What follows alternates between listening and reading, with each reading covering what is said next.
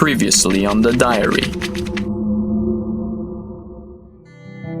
I was arrested, but I'm not speaking a word. Jessica's too important for me to betray. According to my mom, there will be nothing left but to get the information out of me through you, diary. The jury found me guilty of murder. I did not go to prison, though. I will be treated and observed further, trapped in a mental facility. Mr. McConaughey died in an accidental fire while trying to save his twin daughters. Although the babysitter has been cleared of all charges, the cause of the fire was never determined. Only the mother and one of the twins survived. Mr. Morgan has been found. They discovered Mr. Morgan chained to a chair that was bolted to the floor in his basement. They're saying he starved to death. However, there was a TV set up for him to watch. I wonder what Rocco forced Mr. Morgan to watch in his last days. The art teacher said now that he is dead, she has changed her plans to just move away for good. As you already know, my twin sister tried to set me on fire after drugging my coffee at Starbucks. I closed my eyes, clenched my teeth, and pulled up as hard as I could in hopes that the chain would pull the pipes apart. A water jet smacked me in the face hard. They were water pipes. I backed up against the brick wall to let all my clothes and hair soak as quickly as possible to create a protective cloak around me and to let the wall behind me shield me. Jessica said firefighters followed her in. Together they managed to find me handcuffed to the pipes, fighting the battle between being incinerated alive and having that fire put out by the flow of the water from the pipes. They axed the pipe and carried me out. Jessica saved my life on this day. She's my twin from a different kin. She's my best friend.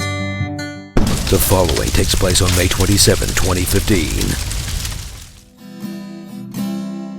Dear Diary, technically, I shouldn't have escaped the hospital yesterday.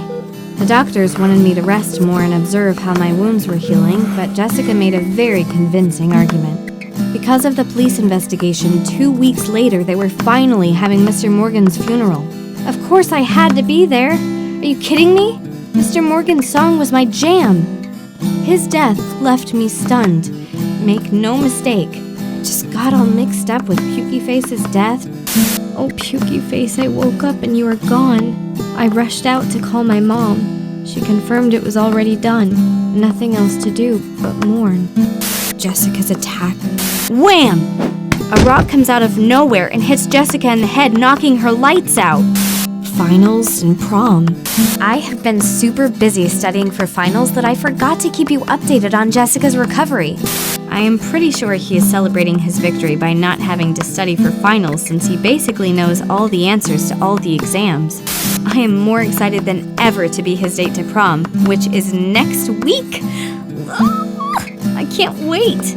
I just had to wait in line to be emotionally processed. But it did hit me, all at once, like a train.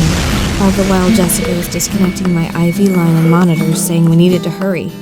I was running down the staircase in the hospital with my eyes filled with tears.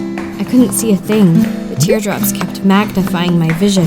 It was like running around through a warped mirror maze. I couldn't help but stumble into everyone around me. Jessica was running in front of me, pulling and guiding me by my hand. That's the only reason we made it out. The arts teacher was at the funeral. I guess she's still in the process of moving away. I'm sure she wasn't going to miss this for the world. She was an even worse mess than I was. Seriously, I may have been a Category 3 type of a crying mess, but she was a perfect storm. Category 5 type. I was this close to tapping her on the shoulder to offer her my condolences when suddenly, police officers arrived and stopped me. I thought this was completely unnecessary. It's not like it's a crime to escape from the hospital. But to my surprise, they handcuffed me in front of everyone and said, "You are under arrest for the murder of Mr. Lionel Morgan." What? This is clearly a mistake! They had found the source of the feed of what Mr. Morgan was left watching on his last days. According to them, I was clearly in the video and complicit to his murder, along with Rocco. I knew it. It was her. She had been helping Rocco all along. The problem was, how can a split-personality convicted psychiatric killer get away with her second murder when there's video evidence by blaming someone else who is supposed to be dead? They'd have to be total morons to believe me this time. Unless my mom knew all along my sister was still alive.